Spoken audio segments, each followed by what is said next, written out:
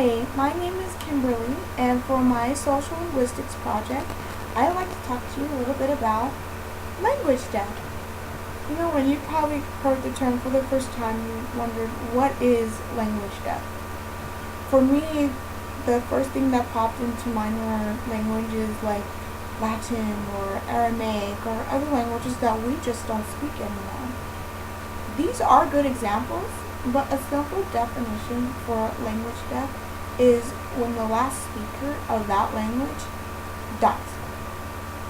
This may lead you to another question, and that is, what other factors can contribute to language death?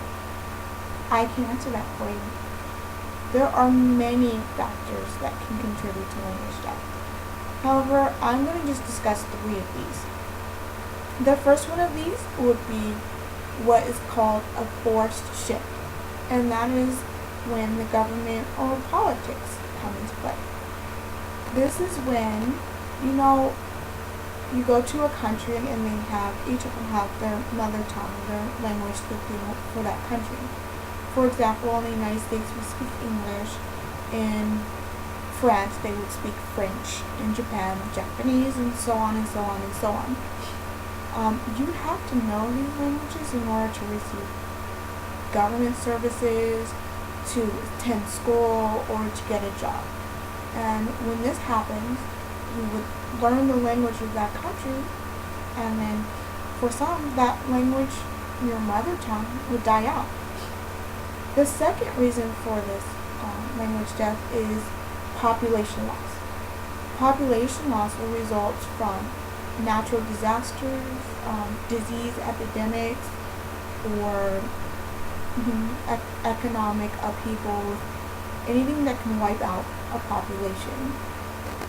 And the third one of these, and this is something I think can be a little bit more controlled, and that's assimilation. And assimilation is what they would consider a voluntary language shift. This is close to the same as the first one, but this is when you learn a language from that country, but you don't pass on your old language or your mother tongue. This is what our book describes as, our text, what is Sociolinguistics, describes as third generation language death.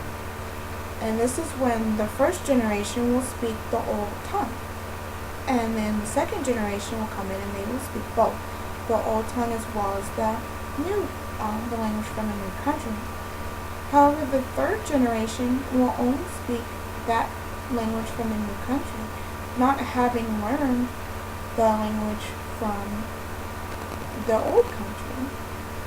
So this can play a contributing factor not only to the death of a language, but eventually it can contribute to the death of a culture as well. So now that we have a little bit of background about what language death is, I have a few other fun facts that you might find interesting.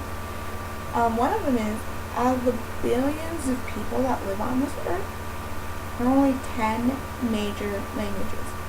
Kind of mind-boggling, isn't it?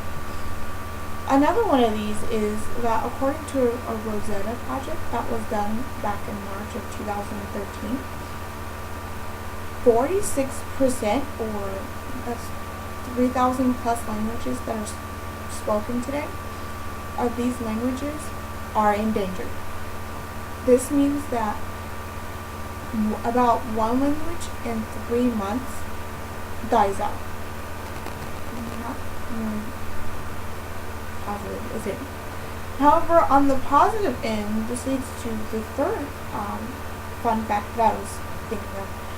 There are projects underway for revitalizing languages that have died out. And one of these, I think the most recent one that they announced, was the Cuban language, if I pronounce it right. This project is for Chickasaw and other languages like this that have died out. So it gives us a little bit more positivity toward this, which means that as long as there's at least one person alive, that we can bring these languages back and they can continue on with not only the language but the culture as well. So I hope that you found this video to be a little bit interesting. Hopefully you learned something new, and Thank you for watching, and you have a great day.